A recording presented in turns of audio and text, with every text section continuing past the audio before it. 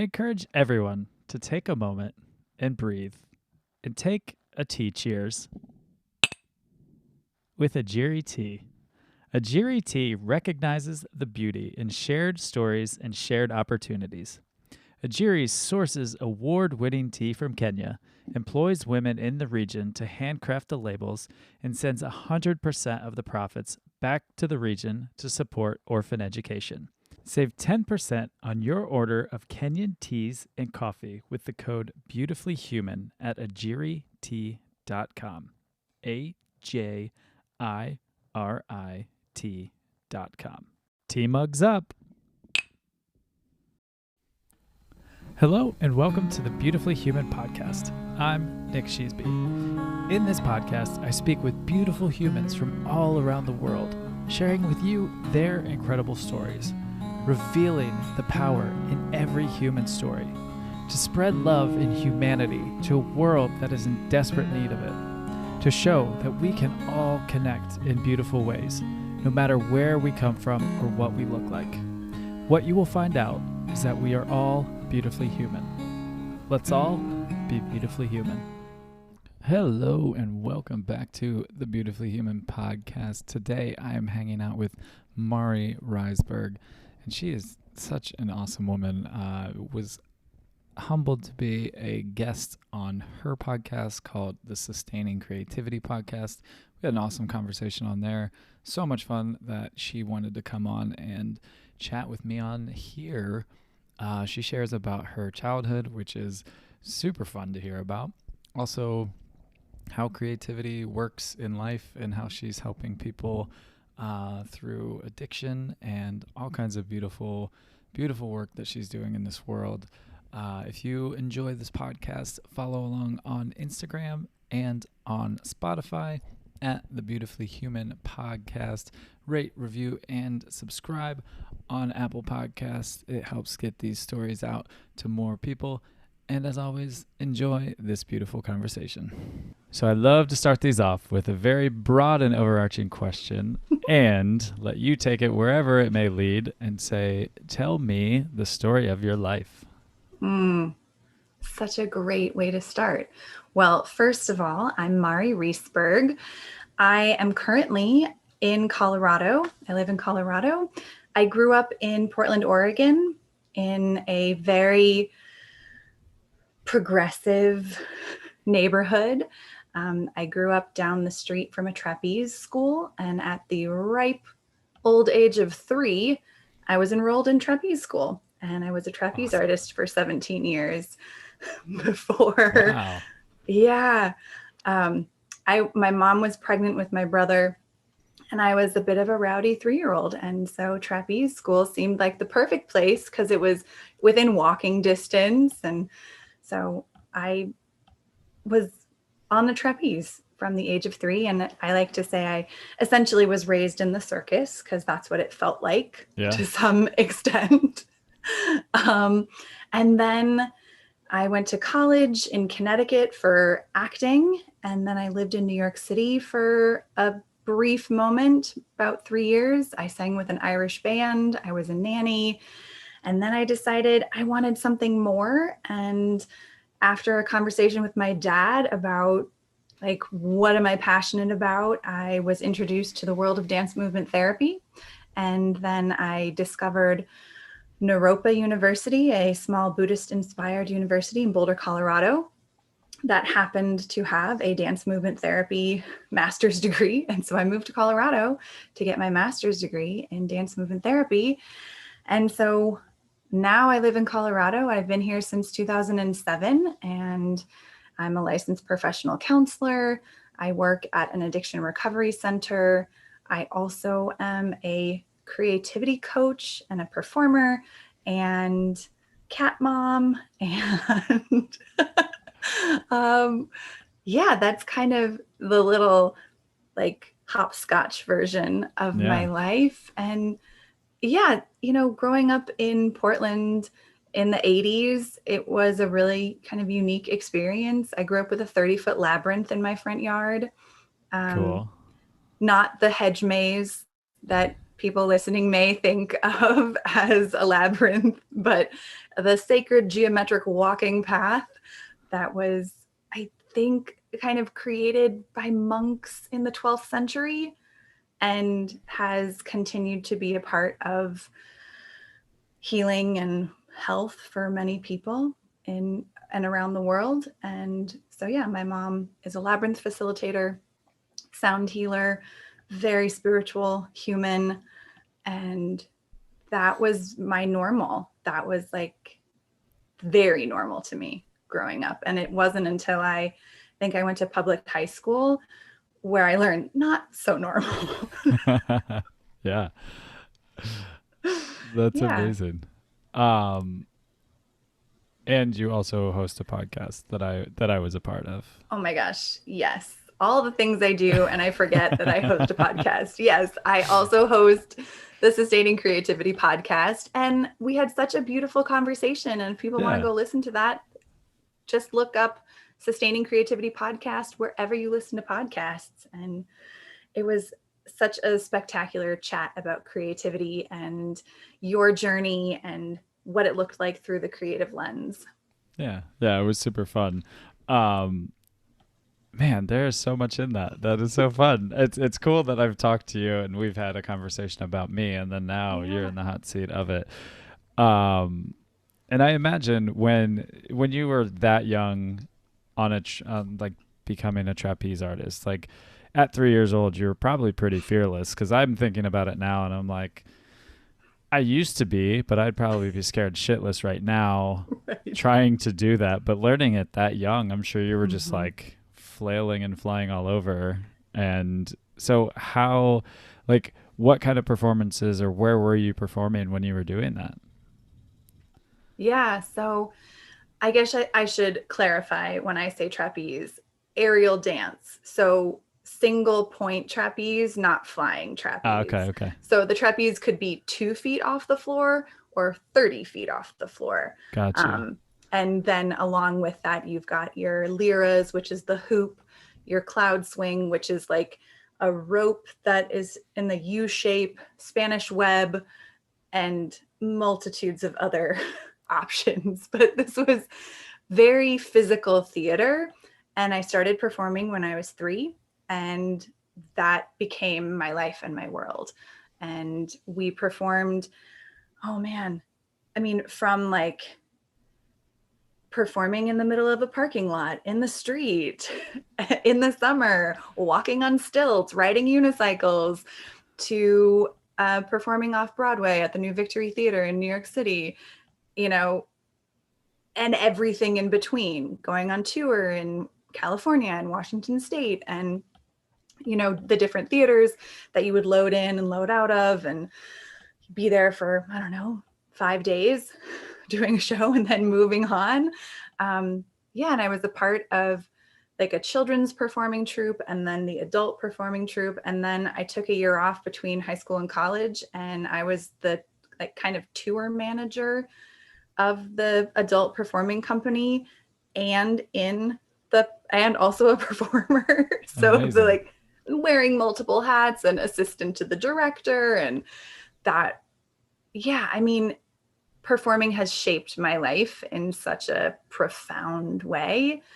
I feel like I learned so much about who I am being on stage, and also the amount of freedom and support that I was given as a young person in this trapeze school and physical theater collective. Um, yeah, it was such a beautiful space to be 100% myself and have my dreams turn into pieces and performance, and have, yeah, just like learn all aspects of the theater through physical theater performance. That's so cool. Do you remember? Do you have any just really horrible stories from any of your performances? I'm sure you do. Always, always. I mean, there was this piece called Doors, and it was 6 doors, 3 on top of the other. So 2 levels.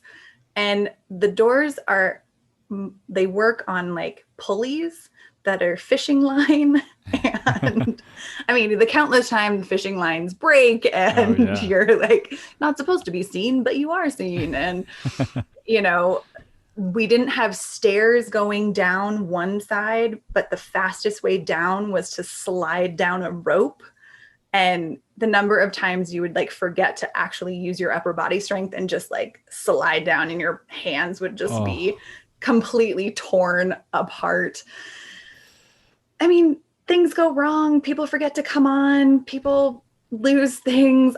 There's, you know, being on a trapeze, your forearm grip is really important. And when you're doing multiple shows in a day, sometimes your forearm grip isn't so great. And so doing performances and having people like fly off the trapeze because they can't hold on anymore. Yeah. I mean, I think we all have those like actor nightmare type scenarios. I did a lot of theater in high school as well. And one production was this production of this play, one act play called Beyond Therapy by Christopher Durang. And we were on these rickety patio table and chairs with real glasses. And there must have been like 6 glasses that just fell off the table and shattered at our feet. And I'll never forget, like, very delicately walking off stage because I had shards of glass in these like nylons up my skirt that I was wearing. And I was like, I don't know what to do. But in the middle of a performance, you're like, I guess this is what we're doing. Great. Yeah. More glass. Here we go. Yeah, perfect. And then off stage, it's like, but man. Yeah. I mean, I've forgotten words to songs before singing. And I was the real woman who sang live in a drag show, which was very fun. And I was in the audience doing something and singing, and some guy said something to me and I totally went blank. And I was like, sir, you totally messed me up. Give me a minute. I got to rewind. I like walk back on stage, go over to the piano player. I was like, where are we? Oh, okay. Let's take 2. And here we go. We're back. Yeah. Right. But I think that's the beauty of live theater and live shows. Shit happens and you go with it, you roll with it. That I feel really alive in those experiences. And I feel like it's a one way our creativity stays really fresh. Yeah. Like all the things that come up. I also think any of those kind of old performances or just those moments where just like, oh shit, okay, you have to adapt, you just have to keep going because it is live, it's a performance. And I just think it helps so much in life where your life comes at you fast and there's times where you just want to pause and be like, wait a minute. But if you've gone through these moments, you're like, okay, you know what, to take a breath and take a step back and say, okay, all right, everything's falling apart. Glass is falling all over. It's shattering on my feet. Yeah. Let's take a minute and like, let's gingerly walk out of here and we'll start over and we'll take a breath and we'll come back at it. Take 2, you know? Right. I think it's a really beautiful way to learn and just adapt through from your performances. Absolutely. Yeah. I feel like anyone who's had the opportunity to be on stage and experience technical difficulties or something not working right, it's such a lesson in surrender and letting go and trusting the process that for whatever reason, this needed to happen in this fashion and these people needed to see it. You know? Right. Like, okay. Yeah. Yeah. I always told people when they were worried about if they were going to mess up or do anything like that, I'd always be like, you know, you'll never see these people. These people you don't know these people, and you truly don't like owe them anything for this. Like, they're here and they've paid for it, but I mean, you do you, and you'll never see these people again. So why be embarrassed if they're just going to walk out afterwards and that's that. So Yeah. just roll with it. Let it go. And even if you do see them again, great story. Yeah. Yeah, exactly. They're probably going to be like, that was amazing. I've never been to a show that's been like that, or Right. whatever they come up with. But Yeah. it was so cool. So where did you come up with the idea for sustaining creativity? That has been, let's see, formally kind of 2013 is when I started to really put pieces together. But having gone to acting school and then getting my master's in psychology, I started putting some pieces together, thinking, how can I support performers to be well-adjusted human beings in the entertainment business? Just a little small thing like that, nothing big. Yeah, not at all. Right. And I started thinking, okay, what would I have wanted in acting school to help me navigate the world of auditioning, the entertainment business, how to brand yourself? Like, there's so many aspects that go into being an actor or a performer that you don't really learn in school. You learn how to be a really good actor, singer, dancer, performer, but all the extra things like how to navigate disputes between you and a director, or how to navigate, intense emotions that no one is going to help you manage and support Yeah. after a performance or during a rehearsal. So those types of things I started thinking about and realized, I've got this skill set as a therapist, and I think there's lots of skills and tools that would be really beneficial. If I had a class on the evolutionary function of emotions, oh my God, Right. I would have learned, I would have been able to tap into emotions in such a bigger and different capacity to, a lot of times in acting, someone will ask, like, what are you doing? And then you're supposed to give them an adjective. I'm twisting, I'm punching, I'm pricking, I'm flicking. And you're doing that with your dialogue or your words. You're not actually like using your hand to flick or punch or twist. But if someone had shared with me, like, the function of anger is to like tell you something is important to you. Oh, that makes a lot of sense to then in the scene figure out, okay, what's important to me here and how do I bring that across in a way that gets that emotion of anger that isn't me, quote unquote, playing angry. Right. So that I felt would have been really helpful.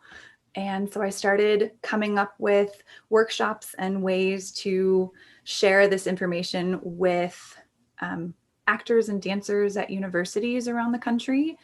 And then it kind of morphed into me talking to more people about creativity. And I would just meet people who would say, oh, I'm not creative, or I don't, I don't have the creative gene or something.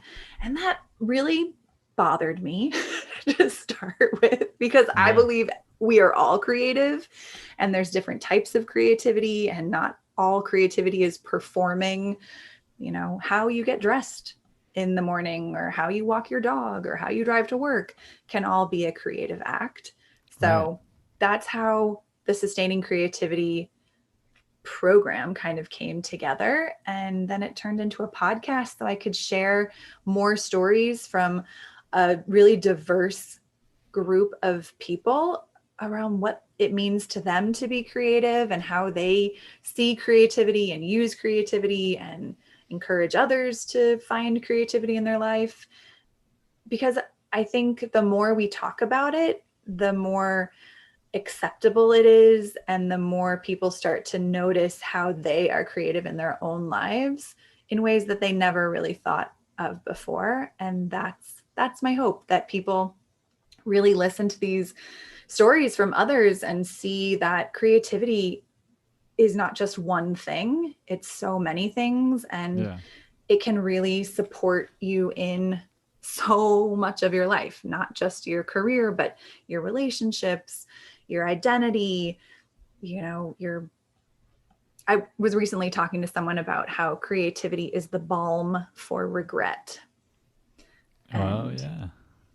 I feel Wow. like, yeah, like we all have regrets in our life.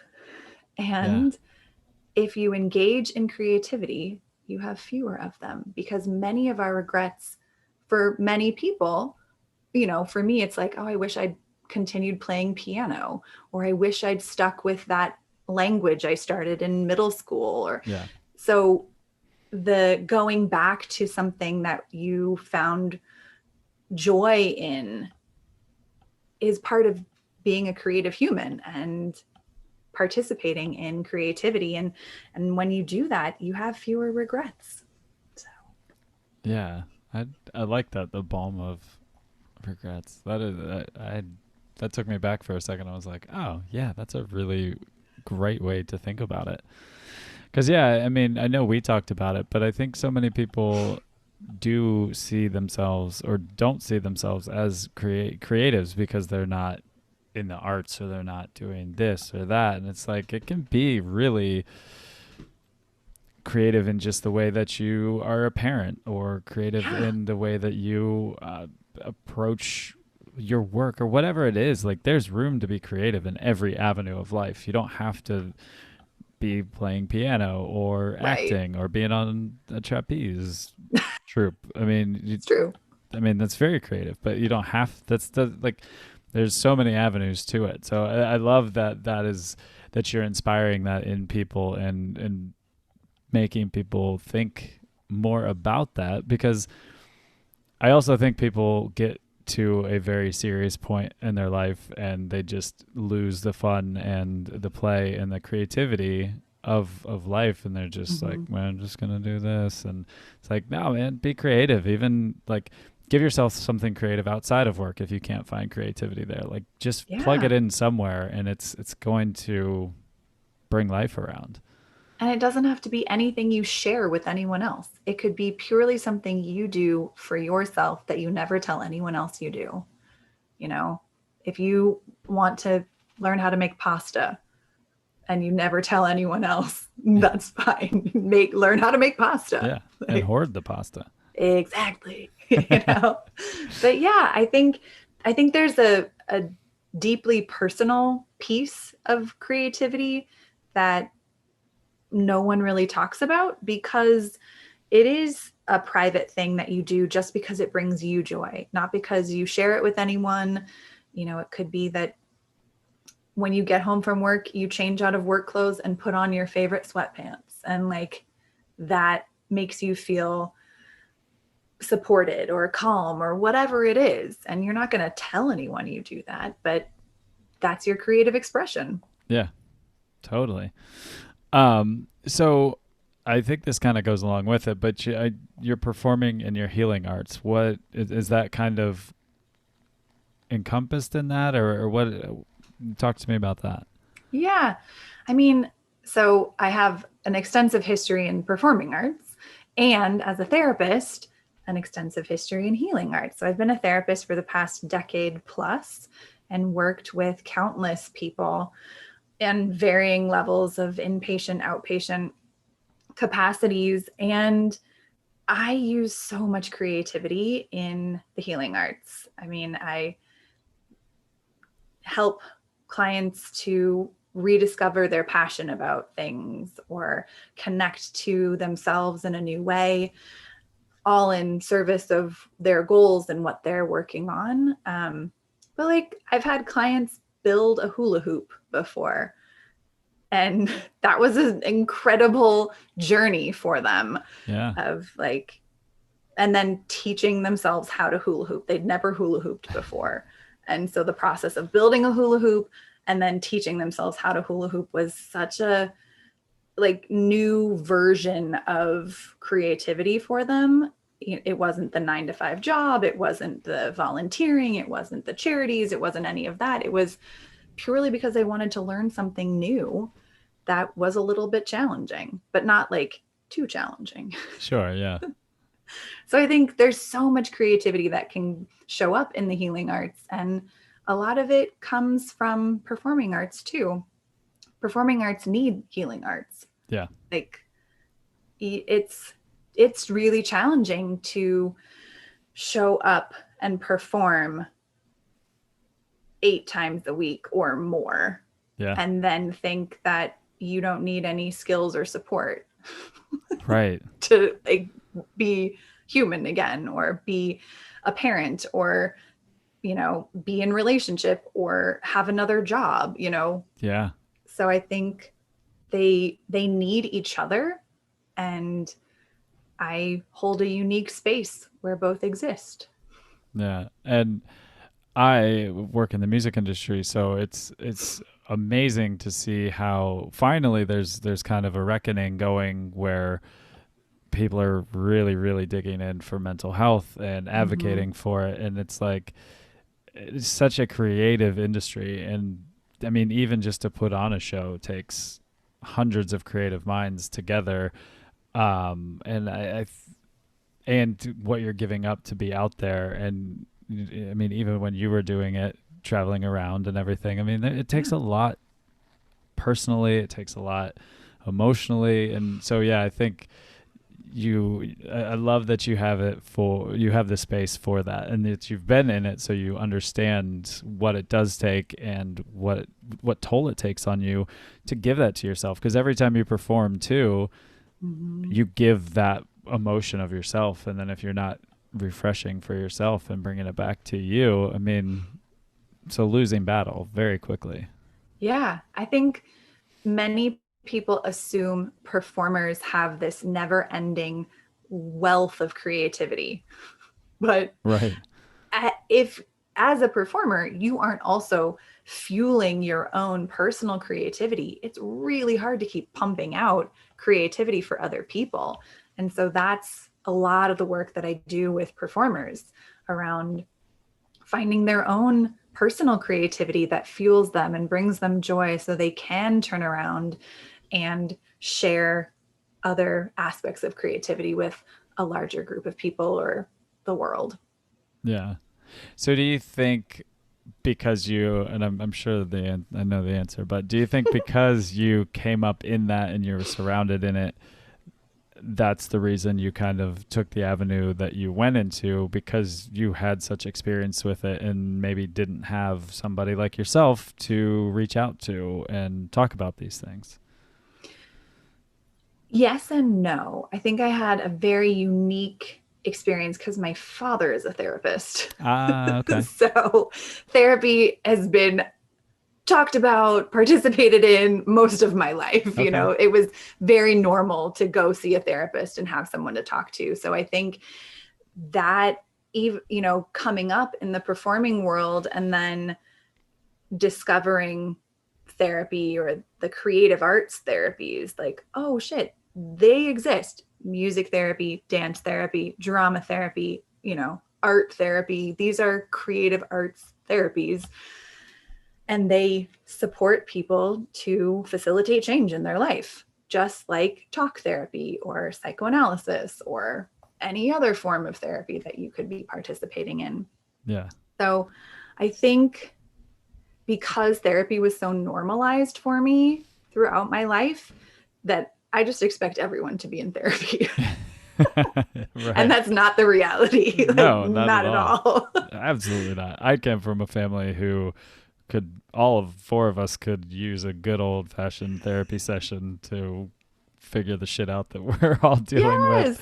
And then it wouldn't happen. It just would never happen. Yeah. And that it was looked at as they're in therapy. It was looked at as like, you're the crazy person laying on a couch talking about your problems. Right. And I think there's a lot of stereotypes about therapy and clients, but also societal pieces of, you don't share your problems with strangers, Right. And so there's a lot of that comes up. Or for many people, they believe that if someone hasn't gone through the exact experience they have, then this person can't understand them. And Yeah. yet, I'd like to dispel that myth because it is a myth. Yeah. Just because someone hasn't experienced the exact same situation doesn't mean they haven't experienced that emotion, doesn't mean they can't have compassion or empathy for the event or experience that you went through. And I think sometimes that is even more important, that someone can show up with compassion and empathy in the space for you to experience whatever it is you're experiencing. Yeah. I mean, I can dispel it. It wasn't any kind of counseling. I didn't go to a professional counselor for this, but the first person who was there for me the most at the beginning of my recovery story Mm-hmm. was my friend Tiffany, and I've known her for my pretty much my whole life. She was one of my first girlfriends when we were young. We lived down the street from each other, Yeah. and she's never had any kind of addiction. She's never really, I think she's literally never drank in her life, but she was the first person to look at me after I almost died and just saw me as a person. And Yeah. she had all these beautiful emotions to give me, and just like shared it with me and let me talk and listen to me. And I was immediately, it was just like, wow, you haven't been through this, but you're helping me so much just by seeing me and lending me your ear and the emotions that you're bringing to this. And yeah, I think people would be like, well, how could she even help you? And I'm like, because she just put a human form to it and was there, Yeah. and there's so much power in that. So what you're doing is incredibly powerful, and I just love that you're doing that, and especially because I know you do recovery counseling. I mean, that is unbelievably powerful. My recovery counselor is called MJ, and she's just one of the most amazing women in the world. And I wouldn't be here without Tiffany helping me, and then especially without MJ being able to just go and like talk. And she's 30 years plus in recovery, and it's really amazing how much I needed that, and I had no idea. Yeah. I mean, when you have someone who is non-judgmental, who's just there to listen and support and hold space, magical things can happen. Yeah. And when we feel safe enough to have those relationships, that's where growth and change start to happen and start to move. And yeah, and especially in that realm, because I know so many people get dehumanized when you're addicted to something or you're an alcoholic. And I mean, even you look at somebody on the street and they're like, wow, they're not a human. And it's like, no, they're still human. And when you see those people as human, like, that is such a monstrous power to give somebody. It's just to see them as a human and say, you didn't fuck it all up. Like, you can come back from this. We just got to work on it. And it's hard work, but it can be done. And like you said, no judgment. Like, let's just do it. And to know that I am not the expert on your life. You are. Right. But I'm here to like listen and here to share some skills and give you some support and how to navigate things that aren't working for you. And maybe I've got some ideas about what might, Yeah. Yeah. It's truly amazing. Like I said, until I got to that point, I hadn't looked into any kind of program for recovery because I never thought I had a problem. So you don't get there. Why would you? Until you're there. I mean, I knew AA existed or whatever. But it was just really amazing because with me, I didn't do meetings. I didn't go to anything like that. And I don't ever knock it. It just wasn't what called to me. And so I know the power that a counselor holds to help and empower. And that was my journey with it. I went to her for a few months, and then when I was about ready to go back out on tour, she was like, you got this. And if you're feeling rough, call me. And it was just like, holy shit. Someone trusts me, someone trusts someone me, believes in me. Yeah. and now I've like spilled my life out and the good and the bad, and she sees the good and sees the strength I have, Hmm. says go for it. It's really Yeah, powerful. it is. I will say, when I was living in New York City, I was out at a diner. It's probably like 2 or 3 in the morning, having gone out dancing with girlfriends, and we were sitting and eating burgers or something like that. And this woman came up to our table and said, I'm a recovering alcoholic on day 168. I just need to sit, have a cup of coffee, and talk to someone. Mind you, my girlfriends and I were not sober Right. in this moment. Yeah. And I, being the person who loves to talk to people, says, sure, sit down. And so she sat down, had a cup of coffee with us, told her whole life story, shared everything. And when she was done with her coffee, she just said, thank you both so much. You're my angels this evening. And she got up and left. And Wow. that was such a profound experience for me of like, yeah, I supporting people in this way feels really good to me and feels like this is important. And so that was part of the kind of getting into the world of therapy, but so many stories like that went before I was a therapist. So I was not a therapist at this point. Right. But oh man, how yeah, beautiful too, especially when you're saying it and you're like, I was not sober at that moment. for And sure was not. but then you get Yeah. to help that person. I mean, another big part for me was I went out on a tour 3 months sober, which good, bad, whatever. I did it, and it was with a very heavy partying metal band. Most people thought I shouldn't do it. Tiffany and MJ were like, you got this, dude. You'll be good. And I think some of the Mm-hmm. biggest steps for me in my recovery was seeing somebody who was going through their struggles and Mm. not judging them, but being like, okay, I was there and I could Yeah. easily be back there and I'm good. So Yeah.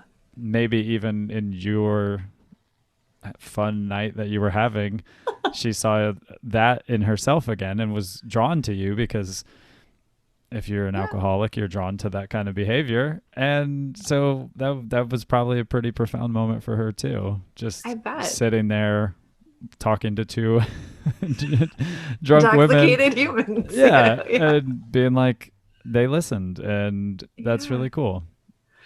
Yeah.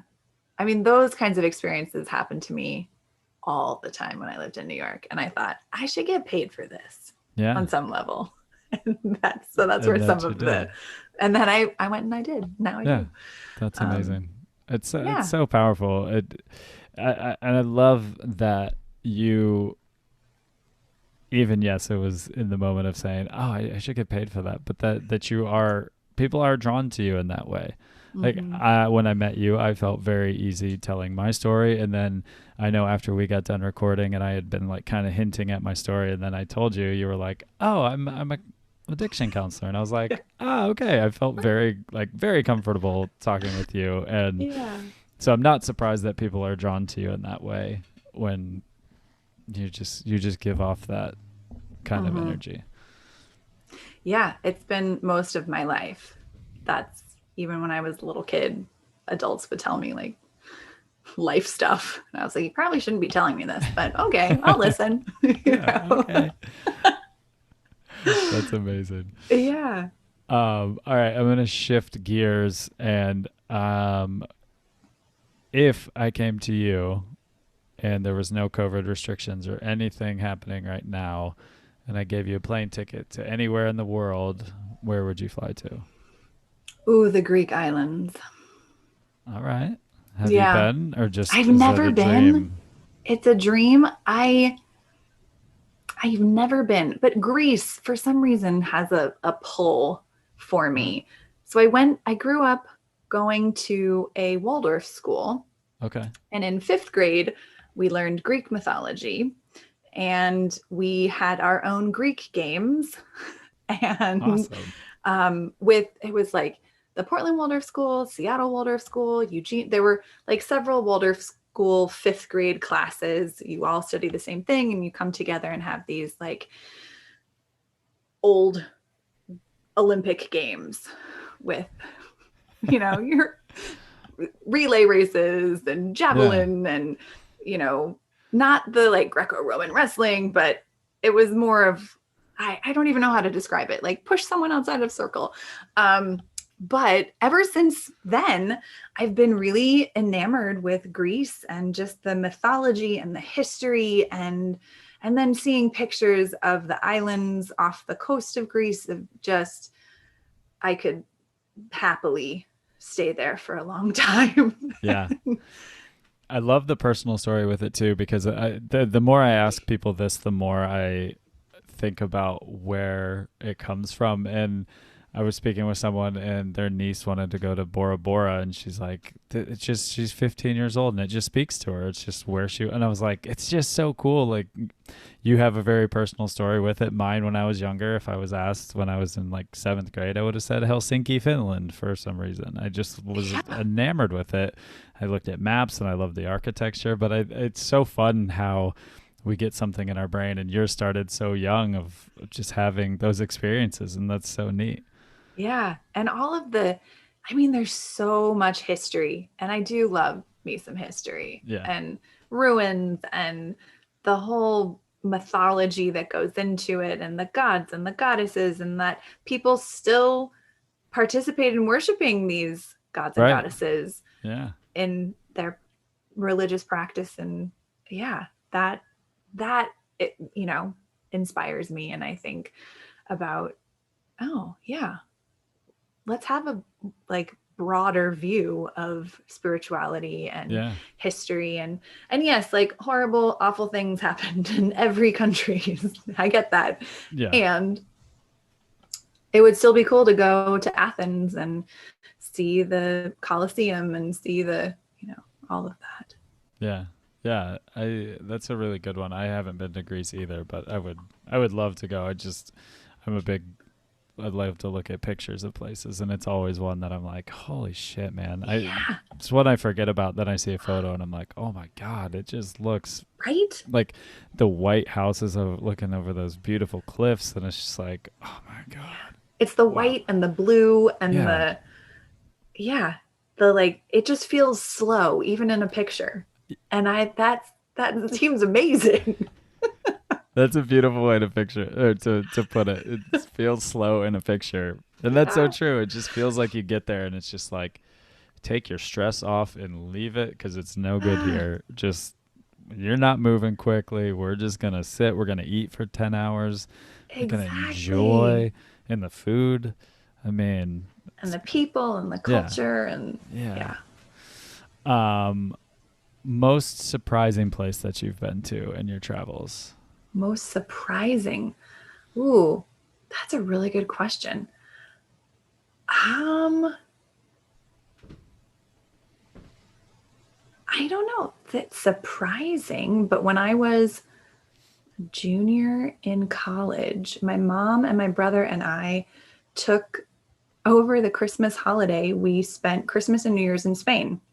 Oh, cool. And that was a hilarious adventure. And I don't know, maybe, I don't know, unique, but one of the most profound places was Christmas Eve service in Sevilla with a 3,000 piece organ and like a full-on Latin service.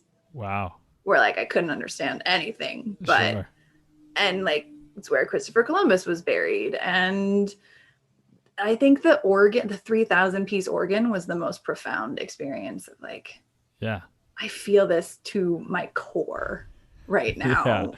And it doesn't matter that I don't understand what you're saying. But those organs in those old churches are just like beautiful seems to like not even describe what comes out of them, what they look like, just the majesticness of them. We would go whenever I travel. I love going into churches. Funny enough, it's the only time I go into churches is to look at the organs and when I'm traveling and seeing these old places. But I remember I went to one in Latvia in Old Town Riga, Oh, and it was wow. one of the oldest ones in the city. And they rarely play it, but when they do, they bring in like a classically trained Oh, organist, and they do like a 15-minute concert. And we went in, and it like shook the place. It yeah. was so loud, but it was just so cool. It's really unbelievable when you hear, especially someone who's like trained and Yeah. does it. And I'm sure at a Christmas Eve service Christmas in Eve service, Spain, they're that's gonna, yeah. they're gonna not just bring in some person off the street, but yeah, Right. it's really incredible to witness that and just be in there, and especially with the architecture and how these things were built and how old Yeah. they are, and then how Oh, the sound bounces off of them. It's unreal. it is. Yeah. So I don't know that that's like the most unique, but pretty profound experience of, Yeah. Yeah, I always like to ask that one because I used to ask favorite, but favorite's a really really next to impossible one to answer because I think every new place you go it tends to be your favorite at least for yeah. the next month. So surprising is always Right. fun because even if it was just you met some woman who likes to make pasta, we'll swing it around full circle, and she Right. taught you to make pasta. It's like, man, that's an amazing experience. I would love that. I will say in Italy, I had walked into a church and there was a older woman, did not speak English. I do not speak Italian, but she full on gave me a tour of the church in Italian. I was the only person there. And she told me about this, casket that was there, and it was a saint and he still had his teeth. How I understood all of this, I have no idea. However, I got the full tour from the like church lady. It was, yeah, those types of things happen to me, and I Right. embrace them when they do and say, "Sure, give me the Yeah. tour of the church in Please. Italian." Yeah. Why This is, not? right. Yeah, those are the moments when I'm traveling. Well, just actually really anytime, but especially when I'm traveling in another country, I'm like, please let this happen. Please let that person over there like come over to me and say, "Can I take you around and yeah, show you this church?" And Yeah, I'd be like, "Hell yes, let's do this." for sure. Absolutely. Yeah. Yeah. Why didn't you ask before now? I've been waiting for this. Like those are the moments that I Yeah, miss and that I hope for when I'm out and about traveling. I agree. I miss that, and I look forward to experiencing it Yeah. again soon. Yeah. Oh man. I know mine's coming up sooner than I even like it's still like hitting me that it's happening soon. So Yeah. I'm getting very excited, but it also just doesn't seem real that it's happening. So Right. um do you speak any other languages? Um, Not fluently, but I understand way more German than I speak because I've had it since kindergarten. So Oh wow. kindergarten through 12th grade. Um, I probably should speak it better than I do. But I've never been to Germany. Okay. And then I can get by in Mexico and Spain. And I, this pandemic, decided to learn French on Duolingo. So I'm Nice. learning French. And yeah, That's fantastic.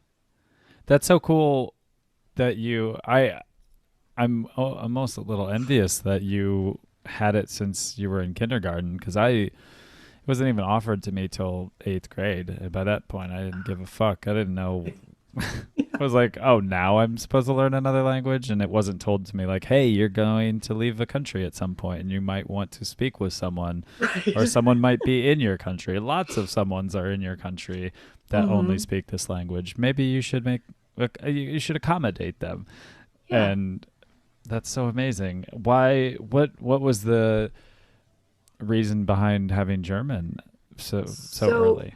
the Waldorf school philosophy or Steiner schools were started by Rudolf Steiner, who's Ah, German. okay. And so that was German. We had German and Spanish, but I only had Spanish until second grade.